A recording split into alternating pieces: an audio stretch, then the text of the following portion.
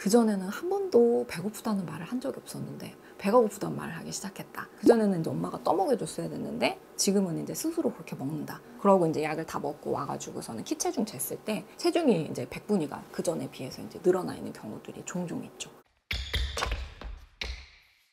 너무 무거운 거를 자꾸 들게 되면은 그런 운동 위주로 하다 보면 이제 지방을 좀 많이 좀 적게 또 섭취하게 되는 것도 있고, 근데 막 잘할 때는 그렇게 막 뭔가 영양소를 심하게 제한하는 거는 별로 권하지는 않거든요. 그렇기 때문에 무거운 거를 너무 많이 들게 되면 아무래도 그냥 단순하게 생각했을 때 무거운 걸 자꾸 거꾸로 드는 거니까 이제 그런 식으로 직관적으로 그냥 생각했을 때도 안 좋은 것도 있고, 실제 이제 몸에 관절이라든지 그다음에 뼈 성장하는 데는 별로 도움이 되지는 않아요. 그래서 그런 이제 무거운 거를 드는 헬스나 근력 운동보다는 뭐 달리기라든지 그다음에 뭐 스트레칭이라든지 이렇게 좀 늘리는 위주의 운동이거나 농구나 뭐 줄넘기나 태권도, 수영 아이들 많이 하는 거기는 한데 그런 거가 훨씬 더 도움이 많이 돼요. 네, 당연합니다.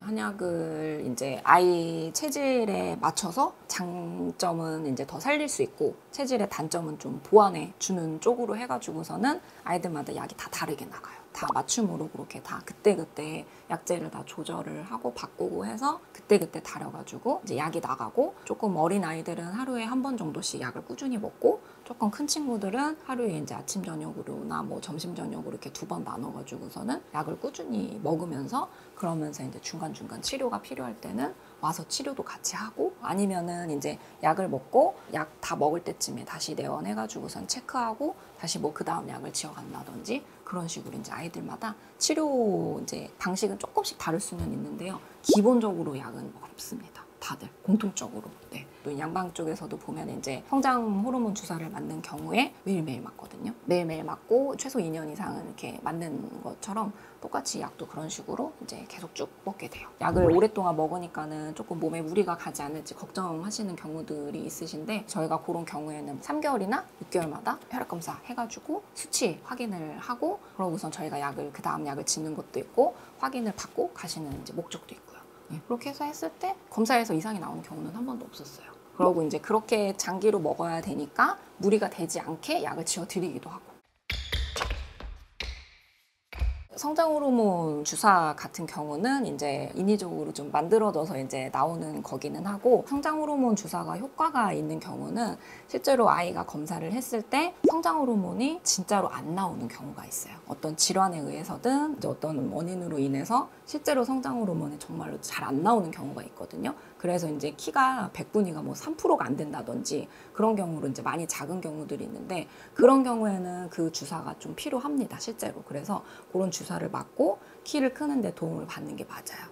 요즘에는 사실 그런 아이들 말고 평균보다 좀 작거나 아니면은 평균 이상이긴 하지만은 나는 더 크고 싶다, 그래서 그런 주사를 조금 더 맞으면은 추가로 이제 플러스 알파의 키를 얻을 수 있지 않을까라는 이제 기대감이라든지 그런 것들 때문에 이제 맞으시는 경우들도 많이 있는데, 얘는 진짜 말 그대로 성장 호르몬 성분만 들어있는 주사기는 해요. 그래서 이제 얘는 어떻게 보면 단일 성분이라고 생각을 하시면 될 것 같고, 비교를 했을 때 그다음에 성장 한약이라고 하는 것들은 주사에 들어있는 성장 인자라든지 이런 것들을 비슷하게 하는 자연 물질로 되어 있는 것들, 그러니까 녹용 부분이라든지 이런 것들이 들어가 있고, 그거에다가 아까도 말씀드린 대로 아이들의 체질에 장단점이 있다고 말씀드렸잖아요. 그래서 그런 단점이 되는 부분 때문에 키가 안 크는 경우도 분명히 영향을 미치기 때문에 그런 부분을 보완해 줄 수 있는 게 같이 들어가 있는 거죠. 그러니까 얘는 조금 이제 단일 성분이고 한 가지 효과만 있다고 하면은 성장 한약 같은 경우는 좀 더 복합적인 효과가 들어가 있는 거예요. 성장 인자 성분도 들어가 있고 그 아이의 체질의 단점을 보완해 줄 수 있는 뭐 소화기를 도와주거나 뭐 호흡기를 도와주거나 아니면 잠을 조금 더 잘 잘 수 있게 해준다든지, 아이 긴장도가 높으면은 긴장을 좀 풀어줄 수 있게 좀 안정적인 그런 이제 효과를 주는 약재를 넣는다든지 이런 것들을 다 복합적으로 넣을 수도 있어요. 그래서 총체적으로 약간 좀 종합 세트라는 느낌인 거고, 얘는 약간 좀 단일 성분 느낌이기는 하죠. 그런 차이라고 보시면 될 것 같아요.